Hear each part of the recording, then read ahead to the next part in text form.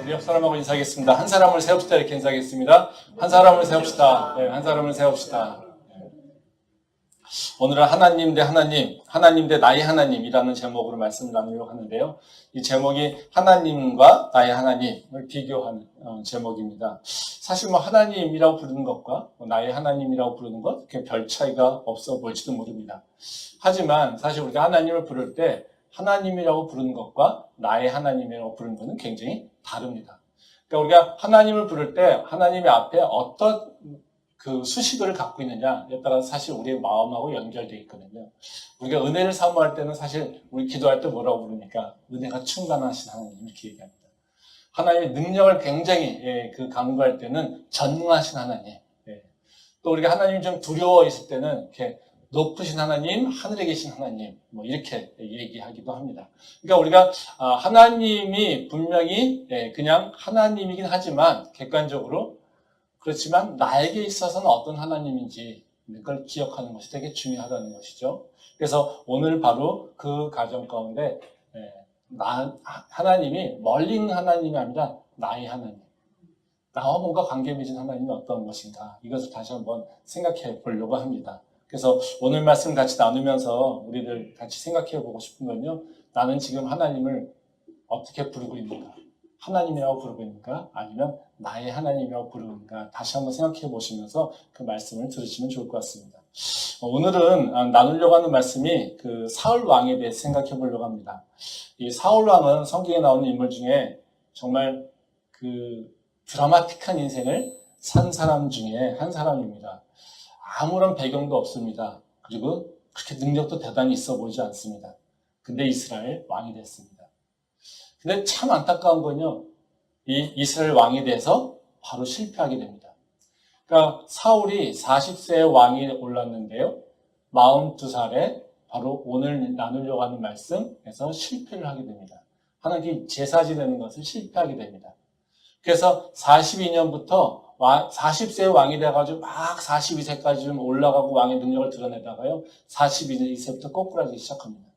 그래서 80세에 생을 마감하게 되는데요. 그 42세부터 80세까지는 그래서 대단한 업적도 없고요. 오로지 나오는 거는 다 뭐냐면요. 자기의 그 충성된 종인 바로 다윗을 죽이려고 쫓아다니는 그 모습. 그러면서 실패하고 아주 그 별로 좋지 않은 모습. 네. 그런 모습만 드러내는 것이 바로 사울 왕입니다. 그러니까 아주 바닥에서 왕으로 올랐다가 그리고 그것도 오래 견디지 못하고 바로 그냥 꼬꾸라져 내려가는 그런 인생, 참 불쌍한 인생인데요. 네, 그런 인생을 살았던 것이 바로 사울이라는 거죠. 그래서 이스라엘의 첫 번째 왕이지만 절대로 좋은 왕으로 기억되지 않고요. 또 이스라엘 역사에 있어서 대단한 그런 의미를 갖고 있는 왕으로 되지도 않습니다. 근데 오늘 그러면 제가 나누려고 하는 말씀은요, 사울은 왜 실패했을까? 그 실패하는 부분에 대한 얘기 좀 해보려고 합니다. 오늘 읽은 말씀은 이제 사울이 실패한 사건에 대한 얘기를 하고 있는데요.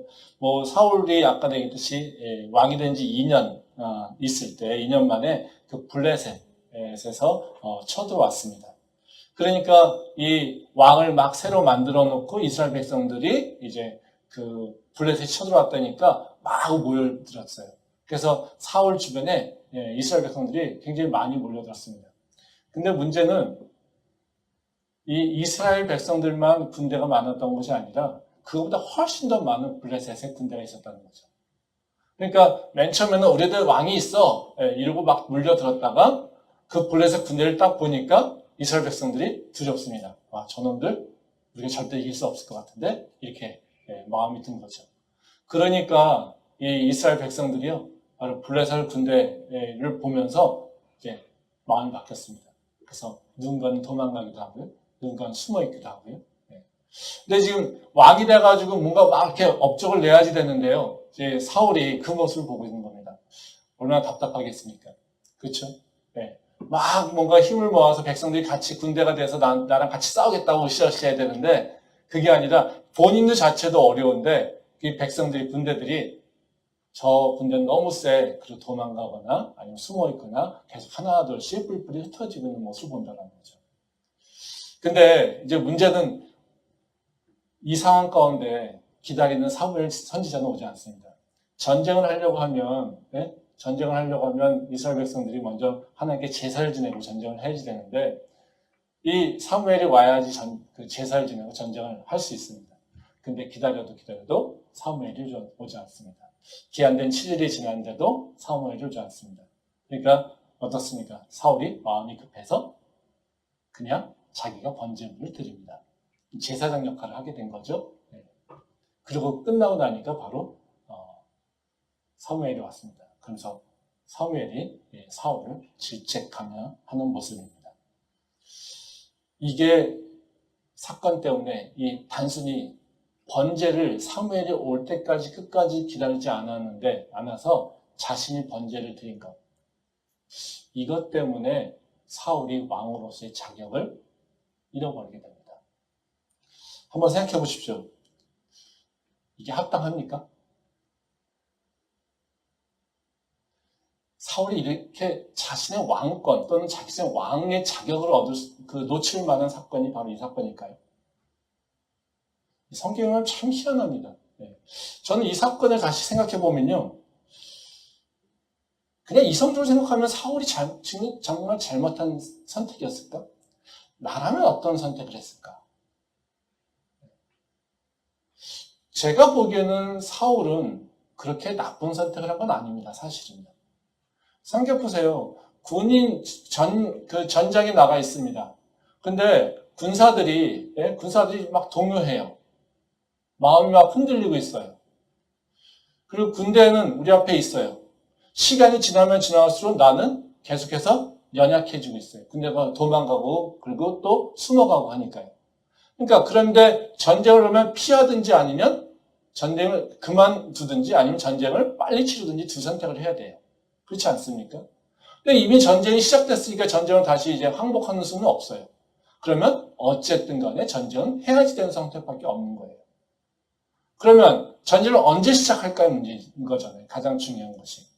그러면 지금 군이 요동치고 있는 그 상황 가운데 장군으로서 선택할 수 있는 거는요. 군대를 빨리 한쪽 힘으로 몰려야 돼요. 그러려면 빨리 뭔가를 시작해야지 된다는 거예요. 계속해서 기다릴 수는 없는 상태라는 거죠. 근데 사울도 그것을 알고 있기 때문에 계속 불안한 거예요. 근데 오지 않아요. 그래서 약속한 기한 7일이 지나니까 바로 그냥 시작을 해버렸어요. 이거는 전쟁터에 있는 그 마음이 굉장히 급박한 장군의 입장에서 보게 되면요. 어찌 보면 그렇게 나쁜 선택은 아니었던 거예요. 그리고 굉장히 잘못되고 그리고 뭔가 큰 실수란 선택은 아닐 수 있다는 거죠. 왜? 빨리 전쟁을 치러둔 것이 전쟁에서 이길 수 있는 가능성이 높다는 거죠. 근데 하나님은 이런 선택을 잘못했다고 얘기하신다는 거예요. 그리고 왕의 자격이 없다라고 얘기하신다는 겁니다. 왜 그러셨을까요? 우리는 이 사건에 대해서 되게 많이 그 얘기를 합니다. 그리고 많은 설교에서도 사용됩니다. 우리가 알고 있는 일반적인 교훈은 되게 두 가지예요. 하나는 율법을 철저하게 지켜야 된다 이런 얘기입니다. 그러니까 왕이 율법을 어겼어. 제사 예법을 어겼어. 이겁니다. 그래서 제사장이 해야 될 일을 왕이 그 침범을 했어. 그러니까 하나님께서 준 율법을 어긴 거야. 그러니까 왕의 자격이 없어. 이렇게 얘기를 해서 우리는 하나님의 말씀을 정말 지켜야 돼. 오늘 우리 한기명제가 찬양한 것처럼 말씀을 복종해 하고 죽기까지 순종해야 된다. 이런 얘기를 그런 교훈을 가기도 합니다. 또 다른 관점에서 많이 보는 관점은요. 뭐냐면요. 예배에 대한 얘기예요. 그러니까 지금 사울이 실패한 그 정황이 뭡니까? 예배죠. 제사를 실패한 거니까. 그래서 제사를 지낼 때 네 마음대로 드리면 안 돼. 그래서 아론의 그 자손들, 그 불을 그러니까 쓴 거랑 같이 연결시켜서 이걸 해석하는 경우도 되게 많습니다. 그래서 바로 제사를 지냈는데, 바로 제사장을 통해서 해야 되는데, 네가 마음대로 너가 했어. 그러니까 제사를 지낼 때 하나님께서 원하시는 방식으로 네가 제사를 드리지 않았어. 그러니까 너가 예배드린 자세, 그리고 제사 드린 자세, 그것에 문제가 있어. 그러니까 우리가 하나님께 계속 축복받고 하나님의 은혜를 누리려면 우리가 예배를 잘 드려야 돼. 예배 드릴 때 우리가 가져야 될 자세가 있어.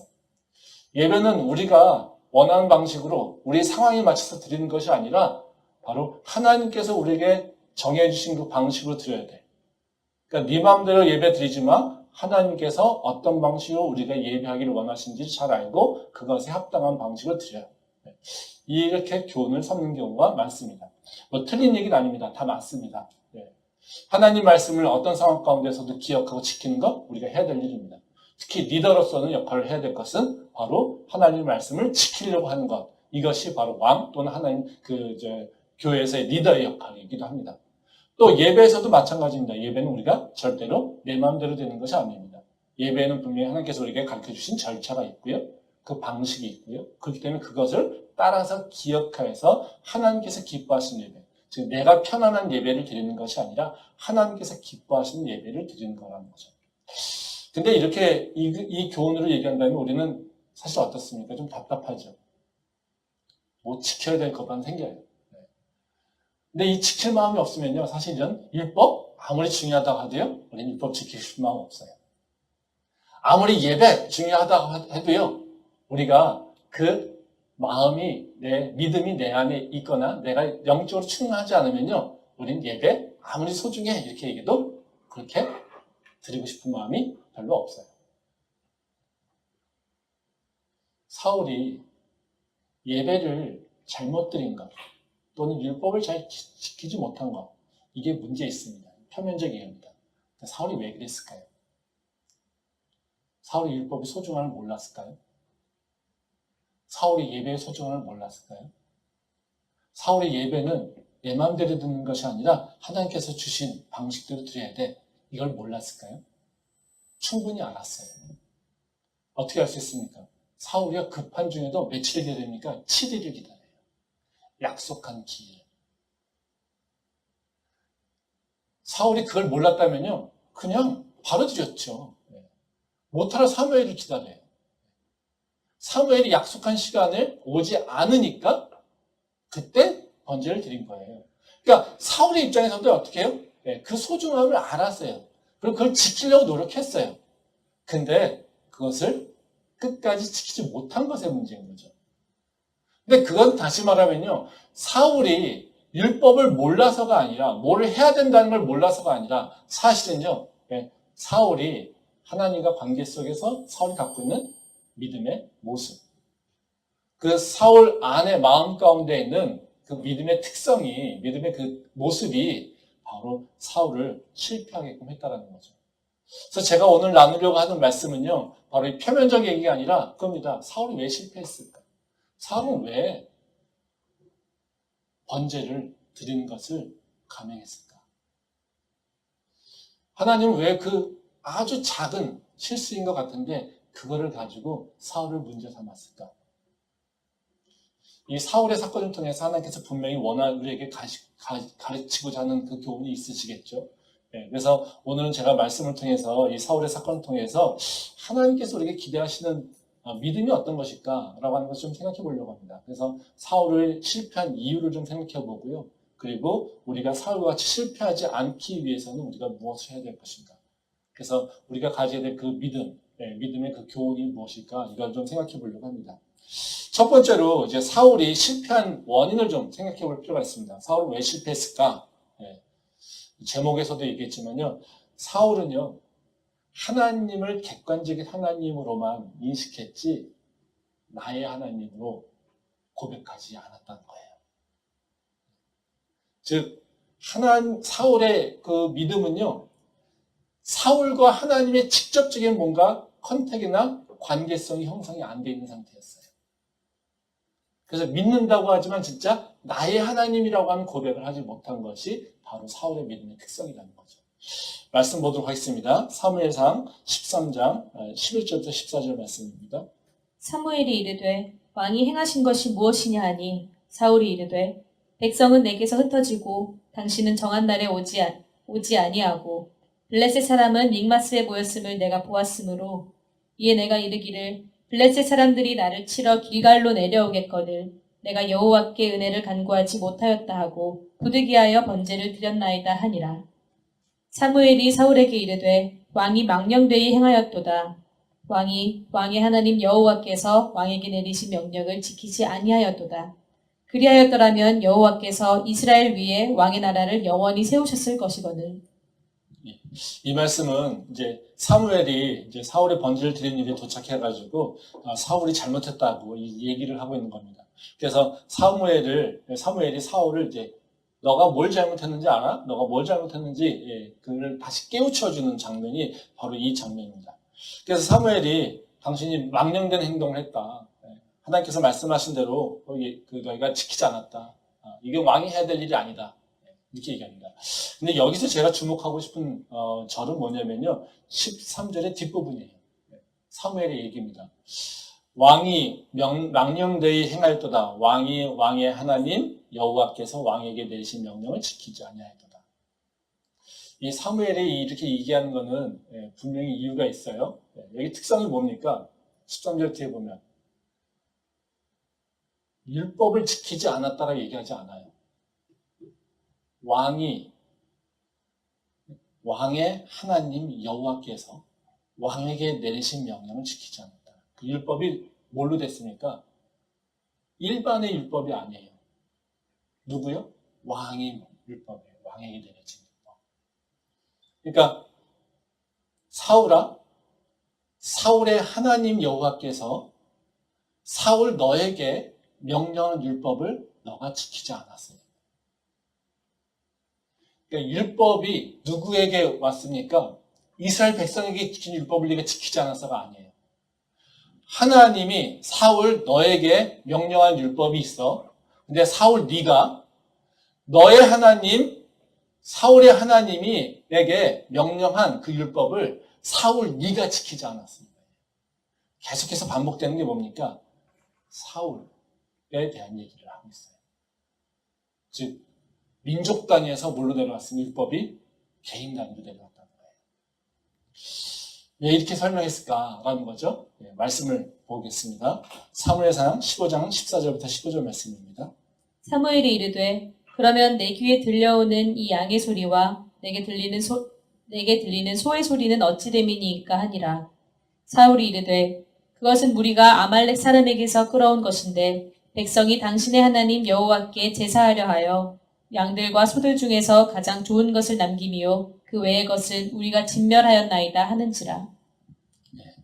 이 말씀은 이제 사울이 두 번째로 불순종한 사건입니다. 이 사건을 통해서 완전히 이제 꼬꾸라지는 그런 사건인데요. 하나님이 사울에게 이제 아말렉을 공격하라고 이제 명령하십니다.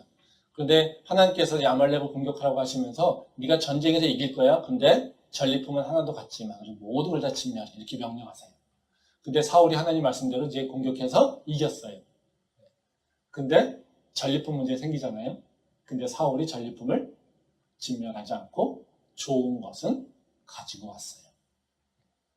그걸 보고 이제 사무엘이 또 이제 나타납니다. 그래서 잘했군요. 그 왕이 참 잘해서 전쟁에 승리했습니다. 그랬더니 뒤에서 소양이 우는 소리를 듣습니다. 근데 이게 무슨 소리입니까? 그게 사무엘이 물어봅니다. 그랬더니 전리품을 왜 가져왔습니까? 이러면서 또 질책합니다. 그랬더니 사울이 지금 변명하고 있는 거예요. 근데 여기서 재밌는 얘기가 나왔습니다. 거기 보면 15절 뒷부분이 15절 사울이 이르되 그것은 우리가 아말렉 사람에서 끌어온 것인데 백성이 당신의 하나님이 여호와께 제사하려 하여 양들과 소들 중에서 가장 좋은 것을 취했다고 합니다. 하나님을 부릅니다. 사울이 뭐라고 부릅니까? 당신의 하나님 여호와께 부릅니다. 지금 이게 웃긴 얘기죠. 지금 사울은 누구로 얘기합니까? 내가 너의 하나님, 너의 여호와 사무엘 너의 하나님한테 내가 예배 드리려고 했어. 제사 드리려고 했어. 그것을 위해서 내가 전리품 좀 좋은 걸 챙겨왔어. 누굴 위해서입니까? 너의 하나님을 위해서. 이게 사울의 모습이라는 거죠. 다시 말하면 사울이 하나님에게 선택받아서 하나님에게 은혜를 받아서요 왕을 하고 있어요. 근데 지금 사울은 그 하나님을 자기를 선택하신 하나님을 누구라고 부릅니까? 나의 하나님이라고 고백하지 않아요. 누구의 하나님이요? 당신의 하나님. 그냥 하나님이에요. 그러니까 하나님의 선택을 받아서 하나님과 관계 맺고 있지만 지금 사울은 어떻게요? 하나님과 나와의 그 관계성이 연결되어 있지 않다는 거예요. 말씀 한번 보겠습니다. 시편 3편 3절입니다. 여호와여 주는 나의 방패시요 나의 영광이시요 나의 머리를 드시는 자이시니이다. 이거는 이제 다윗의 시편입니다. 이제 사울 왕하고 완전 대비되는 왕이 다윗이죠. 그러니까 사울은 완전히 실패한 왕이죠. 다윗은 완전히 성공한 왕이죠. 네? 근데 이 다윗과 이 사울은 신앙적으로 완전히 달라요. 영적으로. 그러니까 이 모습은 이제 압살롬한테 이제 쫓겨날 때 이제 다윗이 쓰고 있는 시입니다. 근데 지금 다윗은 항상 뭐라고 얘기하냐면요. 하나님을 얘기할 때 항상 뭐라고 들어가냐면 나의 하나님, 나의 하나님이 들어가요. 지금 여기서도 보면 뭐라고 합니까? 여호와여 주는 나의 방패시라. 나의 영광이시라. 나의 머리를 드시는 자신이다. 지금 하나님하고 어떤 관계가 계속 있어요? 하나님 당신은요 나의 하나님이고요 나의 영광이시고요 나의 보호자시고요 나의 인도자시고요 나의 방패시고요 나를 지키시는 분이고요. 그렇죠? 사울은 너의 하나님을 위해서 내가 제사하기 위해서 그랬어. 다윗은요 고통 가운데 나의 하나님 나를 지켜주세요. 이거예요. 완전히 다르죠. 사울이 실패했던 이유는요, 왕으로 있지만 지금 그 고백은 절대로 하나님이 나의 하나님으로 받아들이지 않았다는 거예요. 그러니까 생각해 보세요. 율법? 이것을 어떤 의미일까요? 자기가 왕으로서 되는 하나의 지켜야 될 조건 중에 하나예요. 우선순위가 만들어지지 않습니다. 그러니까 당연히 어떻게 해요? 율법도 지켜야 되는 게 내 일이에요. 사울 분명히 인식하고 있어요. 또 어떻게 해요? 전쟁에 나가서 승리하는 것도 내 일이에요. 그렇죠? 그러면 보통 평상시에는 어떨까요? 율법 잘 지키면서 전쟁에서 이기면 돼 이거예요. 근데 지금 전쟁이 급해요. 그럼 율법은요? 중요하지 않아요. 그러니까요, 전쟁에서 이길 수 있는 방법을 먼저 선택하는 거예요. 왜? 그냥 여러 개 중에 나는 왕이에요, 그냥. 나는 왕이기 때문에 내가 전쟁에서 내주신 그 하나님 관계성이 중요한 것이 아니라 내가 왕으로서 잘하면 돼요. 그렇기 때문에 그 선택한 데 있어서 하나님이 우선순위에 들어와 있지 않다는 거예요. 그러니까 급한데 율법 나중이지 내가 왕으로서 전쟁에서 먼저 이겨야 돼 이렇게 되는 거죠. 우리가 하나님이라고 하는 것이 나의 하나님, 하나님이 나의 가장 우선순위가 되지 않으면요, 우리는 언제나 이 선택을 하게 돼 있어요. 똑같이요. 왜요? 하나님이 나의 절대적 주인이시고 나의 삶을 절대적 결정하시는 바로 주권자라고 하는 것을 인식하면 어때요? 우리는 언제나 하나님의 말씀이 우선적일 거예요. 근데요, 그렇지 않고 하나님이 그냥 나의 도움자, 그냥 어쩌다 전능하신 분이고 축복 주시는 분이야. 나랑 이렇게 관계 있는 것보다 그냥 힘 있으신 분이래. 그러면요, 좋은 건 지켜야 돼요. 근데 급하면 안 지켜도 돼요. 여러 방법 중에 하나가 돼버린다는 거죠. 지금 사울이 왕이 있지만 바로 이 모습으로 하나님과 관계성이 형성되지 않은 모습이 있었다는 거죠. 그러니까 하나님이 왕을 세워놔도 왕으로서의 역할을 온전하게 수행하지 못하는 모습이라는 거죠. 한번 우리 모습을 한번 생각해 봅시다. 우리 믿음은요, 어떤 믿음입니까? 믿음이라는 건요, 아주 본질적으로요, 그냥 내가 믿어요 라고 하는 게 아니에요. 믿음은요, 나와 하나님과의 관계입니다. 나는 하나님을 누구라고 하고 하나님은 나를 누구라 하는지, 그리고 하나님과 나와 어떻게 지금 관계 맺고 가는가, 이거에 따라서 결정된다는 거예요. 믿음 가운데는요, 바로 어느 누구도 껴들 수 없어요. 즉 내가 하나님과 관계 속에서 누군가가 껴들어서 나의 관계를 깨서는 안 돼요. 그것이 우리가 지켜야 될 믿음이라는 거예요. 그리고 어느 누구도요, 그러니까 하나님과 나와 관계 맺는데 뭔가 옆에서 뭔가를 할 수 있는 게 없어요. 그러게 우리는 철저히 뭐랑요? 네, 나와 하나님의 관계성과 그것을 생각해야 되는 거예요. 그것이 우리가 가져야 될 믿음의 기초라는 거죠. 내가 진정으로 하나님과 동행하기를 원한다면요, 나는 지금 하나님과 어떤 관계가 있는가? 나는 하나님을 누구라고 부르고 있는가? 그냥 하나님으로 부르고 있는가? 아니면 전능하신 하나님, 그냥 저 높이신 하나님으로 부르고 있는 거 아니면 바로 하늘 높은 곳에서 내려와셔서 나의 하나님 대신 나의 하나님을 지금 부르고 있는가? 우리가 다시 한번 생각해 볼 필요가 있다는 것입니다. 그러면 우리가 어떻게 나의 하나님을 고백할 수 있을까? 이것이 중요하겠죠. 우리 신앙생활에 있어서 가장 중요한 것이 그냥 하나님이 아니라 다윗처럼 나의 하나님, 나의 구주, 나의 방패, 나의 영광, 이걸로 고백할 수 있어야 되는데 어떻게 해야 될까요? 다른 것이 아닙니다. 하나님이 나에게 큰 일을 행하셨다는 것을 기억하는 거예요. 다시 말하면 하나님이 나를 선택하시고 나를 자녀 삼으시고 나를 인도하셔서 즉 하나님이 주권자인 것을 내가 기억하는 거예요. 그때부터 내가 하나님하고 나하고 관계가 형성되기 시작된다는 겁니다. 말씀 보겠습니다. 사무엘상 9장 20절과 21절 말씀입니다. 사흘 전의 일은 내 암나기들을 염려하지 말라 찾았느니라. 온 이스라엘이 사모하는 자가 누구냐? 너와 내 아버지의 온 집이 아니냐 하는지라. 사울이 대답하여 이르되 나는 이스라엘 지파의 가장 작은 지파 베냐민 사람이 아니니이까. 또 나의 가족은 베냐민 지파 모든 가족 중에 가장 미약하지 아니하니이까. 당신이 어찌하여 내게 이같이 말씀하시니이까 하니. 한 절 더 보겠습니다. 사무엘상 10장 22절 말씀입니다. 그러므로 그들이 또 여호와께 묻되 그 사람이 여기 왔나이까. 여호와께서 대답하시되 그가 진보다리들 사이에 숨었느니라 하셨더라. 이 말씀은 이제 하나님이 사울을 선택하는 과정을 보여주고 있습니다. 사무엘이 이제 사울을 이제 만나게 됩니다. 근데 만나자마자 하나님이 선택하셨네라고 그를 딱 알아보게 됩니다. 그리고 그에게 얘기를 합니다. 하나님께서 이스라엘 백성들이 너를 기대하고 있어. 너가 바로 하나님의 선택받은 자야. 이렇게 얘기를 하고 있어요. 그랬더니 사울이 뭐라고 얘기하냐면요. 나는 이스라엘 백성 중에도 가장 작은 베냐민 지파예요. 우리 집은요. 아주 베냐민 지파 중에서도 보잘것없는 집안이에요. 근데 내가 뭘 해요? 이렇게 얘기해요. 근데도 하나님께서 너를 선택하셨어. 이렇게 사무엘이 얘기합니다. 그 얘기를 듣고 나중에 옵니다. 그리고 이제 왕을 선택하는 그런 절차를 밟습니다. 모든 이스라엘 백성들이 모입니다. 이 사무엘 10장입니다. 근데 그래서 사람들이 이제 그러니까 그 사무엘이 또 사람을 찾습니다.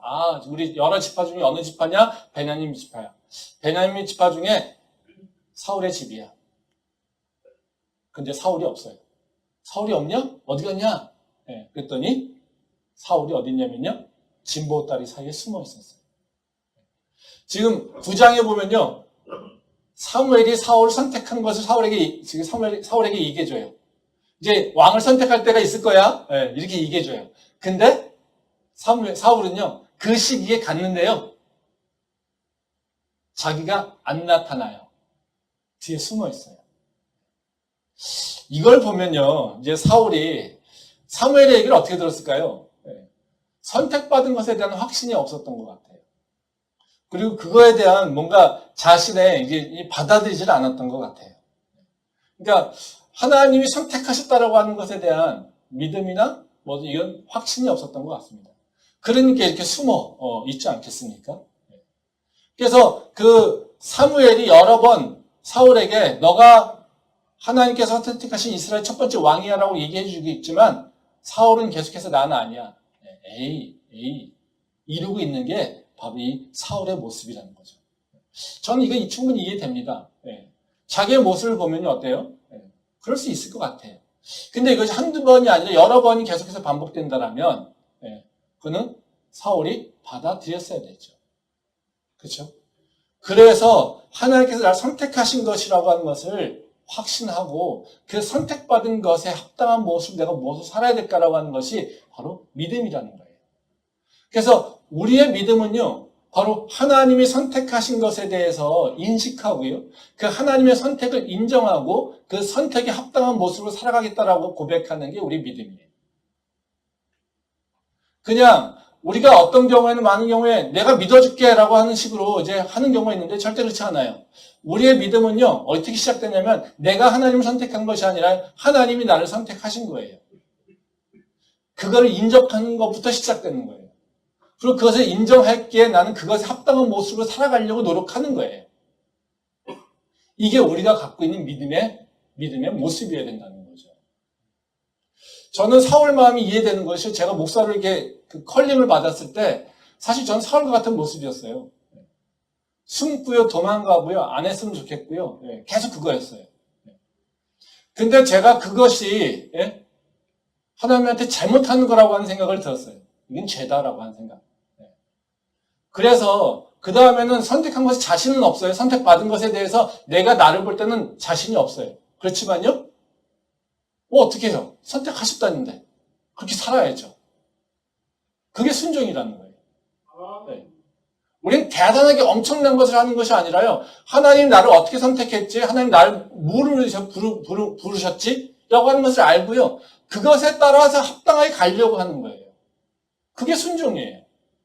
내가 원하는 것, 내가 이것을 이루기 위해서 뭔가 하나님하고 뭔가 이렇게 씨름하고 이런 것을 자꾸 선택하고 그 말씀을 잘 지키고 선하게 살고 착하게 살고 이런 걸 가지고 순종을 얘기하는데 그렇지 않아요. 네. 믿음의 기본은요, 착하고 이런 건요, 다 부산물입니다. 네. 믿음의 기본은요, 하나님의 선택, 그 선택을 인정하고 내가 그 선택에 합당한 모습을 바뀔게요. 이거예요.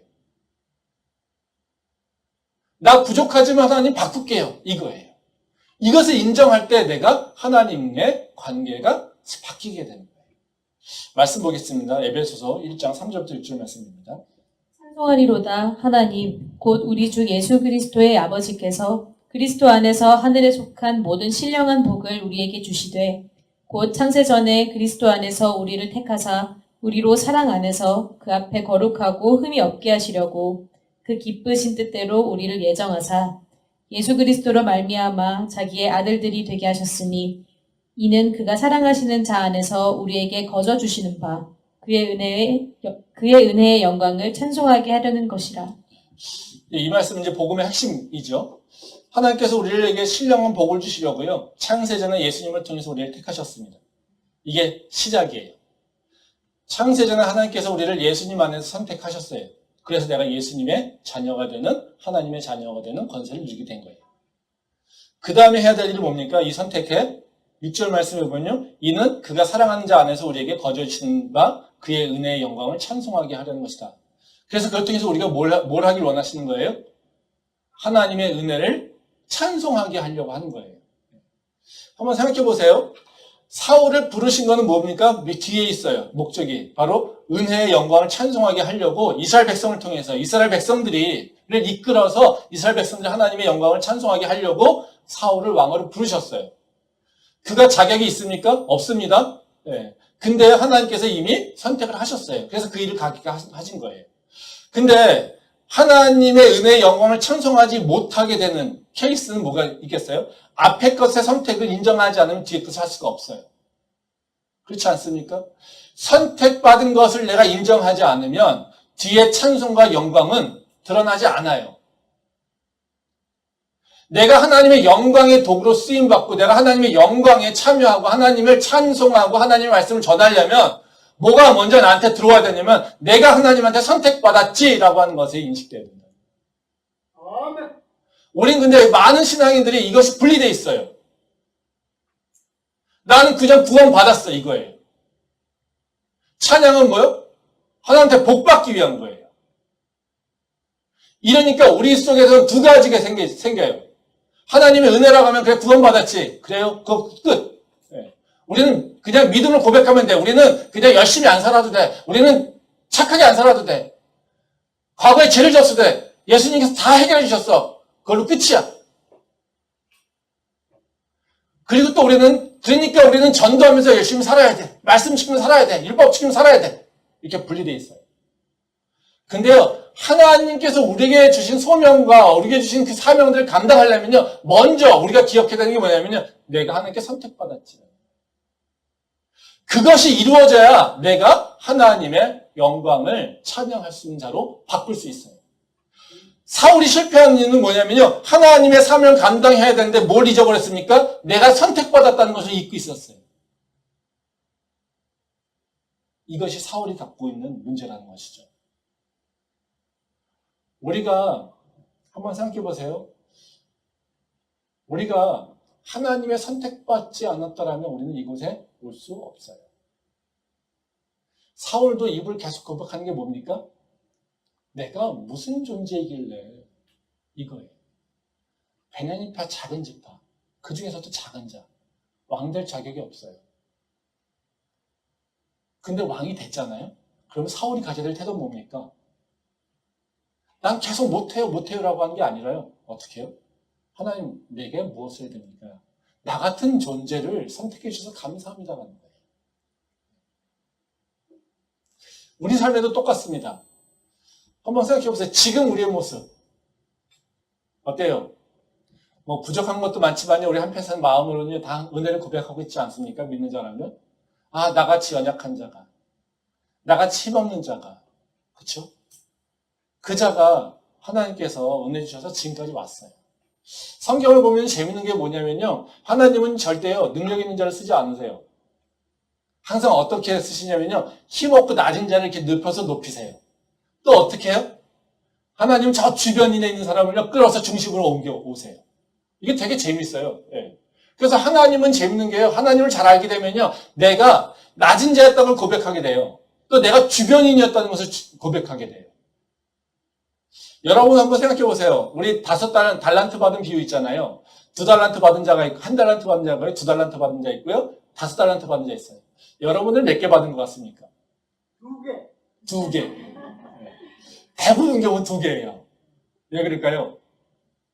5개라고 하는 사람 못 봤어요. 왜 그럴까요? 나의 부족함을 알고 있기 때문에 그래요. 나는 1등이 아니야. 나는 중심이 아니야. 나는 대세가 아니야. 그래서 사람들이 계속해서 뭐 때문에, 뭘 위해서 삽니까? 그 주류에 들어가기 위해서 살아요. 왜 유행을 따라갑니까? 내가 주류에 속하고 싶어요. 그게 사람들 마음이에요. 그래서 사람들 마음은 항상 뭐에 있어요? 나 주변인이야. 라는 거예요. 아니, 나 낮은 자야. 이거예요. 근데 하나님은요, 재밌는 게 뭐냐면요, 나 주변인이야 라는 사람을 통해서 써요. 나 연약한 자라고 하는 사람을 통해서 하나님께서 역사하세요. 다 그래요. 사울도 계속 뭐라고 합니까? 나 같은 자가. 그 전에 모세요. 나 같은 자가. 나 살인자인데? 여호수아. 나같이 어린 자가. 그쵸? 바울이요? 줄입니까? 아니, 나는 예수님을 생전에 못 만났어. 그런 자를 쓰세요. 그런 자들에게 왜 그런 자를 쓰실까요? 하나님은 사랑하시기 때문에 그렇기도 하지만요, 드라마틱하게 하나님이 하나님이 선택하신 걸 알 수 있지 않습니까? 그게 우리를 알 수 있는 방법 우리가 하나님의 선택을 알 수 있는 방법 아니겠습니까? 우리가 연약하고 주변에 있었어요. 달란트 2개밖에 아니면 1달란트밖에 받은 것처럼 아무 능력도 없었어요. 아무 탤런트도 없었어요. 근데 우리는요, 지금 잘 살고 있어요. 어떻게 해요? 하나님의 은혜 아니에요? 근데 우리는 이 은혜를 몰라요. 그리고 뭐만요? 난 계속해서 더 높은 곳에, 더 중심으로 나가야 돼. 이거밖에 생각하지 않아요. 사울이 어떻게 했습니까? 나 저 바닥에 있는 사람이야. 난 주변의 사람이야. 근데 하나님 선택하셨어. 그때 중심에 딱 섰어요. 네. 사울은 무슨 생각을 했을까요? 내가 이제 승리를 얻어서, 내가 전쟁에 승리해서 높은 왕, 더 높은 칭송받는 왕이 돼야 돼. 그것이 목표가 된 거죠. 그래서 다윗이 전쟁에서 이겨가지고 백성들이 다윗을 칭찬하니까 어떻게 해요? 왕이 돼가지고 어떻게 그걸 시기하잖아요. 왜요? 내가 더 칭찬받아야 되는데. 이것 때문에. 그렇지 않습니까? 자기가 선택받은 걸 잊고 살아요. 우리도 마찬가지예요. 지금 내 모습 한번 보세요. 내가 이것을 누릴 수 있는 자격이 있는지. 나의 이 모습이 정말로 내가 누릴 만한 자격은 충분히 있는지, 그렇게 합당한 일을 내가 살아왔는지. 아니죠? 그럼 누가, 내가 그 자격이 없다고 고백하고 있다면요, 그건 누군가가 뭔가 했겠죠. 누군가가 이끌었겠죠. 누군가가 인도했겠죠. 이거 육체적인 관점에서 또 얘기하면 나는 아무것도 된 게 없는데 이럴 분이 있겠죠? 네. 한번 영적으로 한번 생각해 보십시오. 우리가 하나님의 백성이랍니다. 내가 하나님 나라의 백성 될 자격이 있나요? 나보고요, 거룩하대요. 우린 거룩한 존재입니까? 절대 거룩하지 않아요. 나한테 순전하고 순결하대요. 내가 사랑스럽대요. 거울 한번 보십시오. 하나님이 나를 보기에 정말 사랑스럽게 보실 수 있을까? 전혀 제 거울을 제가 제 옆에 제 모습을 보면서 하나님이 나를 사랑한다는 것 자체가 굉장히 저는 놀라워요. 이런 자를. 근데 하나님이요, 저희한테 계속 내가 너를 사랑했고, 내가 너를 위해서 예수를 보냈고, 내가 너를 위해서 내 아들 예수를 죽였어. 다른 게 아니야. 너를 위해서. 이 얘기를 하고 있어요. 그리고 나는 너를 선택했어. 너는 내 아들이야. 너는 내 백성이야. 너는 내 자녀야. 내가 너를 통해서 큰일을 할 거야. 이 말씀을 하고 계세요. 이해가 안 되는 일이죠. 나를 보면. 근데 하나님 우리한테 그렇게 말씀하신다는 거예요. 왜요? 하나님이 선택하셨으니까. 우리가 그것을 이해하고 그걸 기억해야 돼요. 겸손하게 그냥 내가 할 수 있는 게 없어요 라고 하는 것이 아니라요. 겸손한 거 좋습니다. 그렇지만요, 그 겸손함 속에서 그러면 내가 지금 이 모습이 어떻게 됐지? 지금 이 모습 모두가 다 하나님의 은혜라고 하는 것을 우리가 고백할 수 있는 그 고백이 바로 우리한테 나의 하나님이라고 부를 수 있는 근거가 된다는 거죠.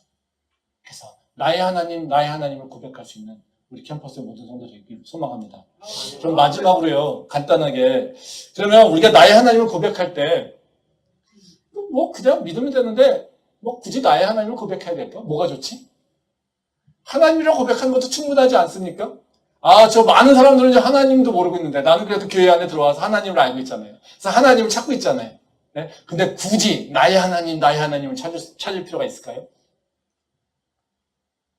그냥 하나님 얘기해도 되는데 좀 간지럽게 나의 하나님 이렇게 얘기하는 게 좀 그렇지 않습니까? 왜 그럴까요? 하나님이 아니라 나의 하나님을 고백할 때 내가 세상의 장애들, 어려움들, 그 고난의 시기를 통과할 수 있는 힘이 생깁니다. 평상시가보다요, 내가 고난의 가운데 나의 하나님을 기억하고 있을 때 그 고난을 이겨낼 수 있는 힘이 생겨요. 말씀 보도록 하겠습니다. 사무엘상 13장 12절 말씀입니다. 이에 내가 이르기를 블레셋 사람들이 나를 치러 길갈로 내려오겠거늘 내가 여호와께 은혜를 간구하지 못하였다 하고 부득이하여 번제를 드렸나이다 하니라. 이 말씀은 이제 사울이 실패한 행동이죠. 무엇을 못했는지에 대한 얘기를 하고 있어요. 즉 블레셋이 막 몰려왔을 때 내가 당신 얘기 들으니까 못한 게 있네. 여호와께 은혜를 간구하지 못했어. 다시 말하면 뭐예요? 기도하지 못해서 간청하지 못했어 이거예요. 즉 다시 말하면요, 지금 블레셋이 막 몰려들어요. 제사 드려야 되는데 사무엘은 오고 있지 않아요. 지금 어떻게 해요? 자기는 지금 사면 초과예요. 그러면 이때 사울이 해야 될 게 뭐였을까요? 하나님께서 기대하는 게 뭐였을까요? 기도하는 거였어요. 간청하는 거였어요. 다윗이었다면 어떻게 하겠습니까? 기도했을 거예요. 다윗 시편을 보면요, 어때요? 정말 신랄하게 고백하고 있지 않습니까? 신랄하게 간청하고 있지 않습니까? 하나님, 내 대적자가 나를 죽이려고 몰려들고 있어요.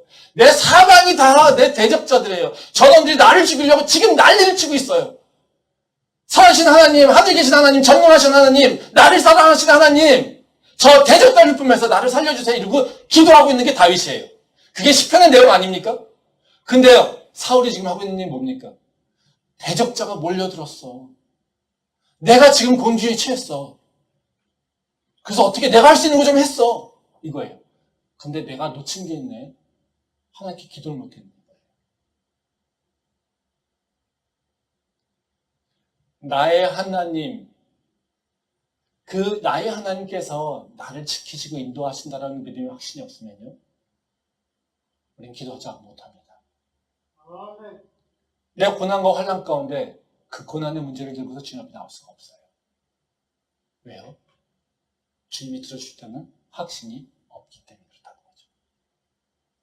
근데 나의 하나님, 선하시고 나를 사랑하시고 나를 언제나 품어주시고 나에게 모든 것을 채워주실 약속하신 그 하나님이 나를 지금 바라보시고 나를 지금 인도하고 있다라는 그 사실을 믿고 있다라면요, 내가 공공에 처했을 때 뭘 할 수 있습니까? 기도하게 된다는 거죠. 기도는요, 어쩌다가 잃어버리는 것이 아니라요, 기도는요, 내가 하나님을 기억하고 있지 않기 때문에 못하는 겁니다. 내가 하나님을 놓쳐버리고 하나님을 보지 못하고 있기 때문에 기도할 수 없는 거예요. 기도하지 못하는데 무슨 은혜를 내가 고백할 수 있겠습니까? 그쵸? 제가 좋아하는 노래 중에 하나가 아실 거예요. 오르막길이라고 하는 그 노래가 있어요. 그 정인이 부른 건데요. 그 가사가 제가 좋아가지고 하는데, 그게 사실 우리한테 굉장히 큰 힘이 되는 거를 하나님께서 약속하기 때문에 이 가사를 잠깐만, 몇 가지만 읽어드릴게요. 제가 노래를 잘하면 불러드릴 텐데. 네. 그런 얘기입니다. 오르막길이라고 하는 제목인데요. 이제부터 웃음길 사라질 거야. 가파른 이 길을 좀 봐. 그래, 오르기 전에 미소를 기억해두자. 오랫동안 못 볼지 몰라. 완만했던 우리가 지나온 길엔 달콤한 사랑의 향기, 이제 끈적이는 땀, 거칠게 내쉬는 숨, 우리 유일한 대화일지 몰라. 한 걸음 이제 한 걸음뿐 아득한 저 끝은 보지 마. 평온했던 길처럼 계속 나를 바라봐. 그러면 견뎌갈 수 있어.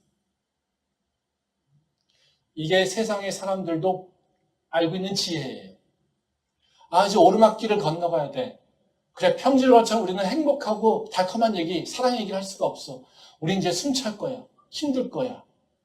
땀이 차가지고 이제는 힘들기 때문에 너하고 사랑의 대화를 얘기할 수 없을 거야.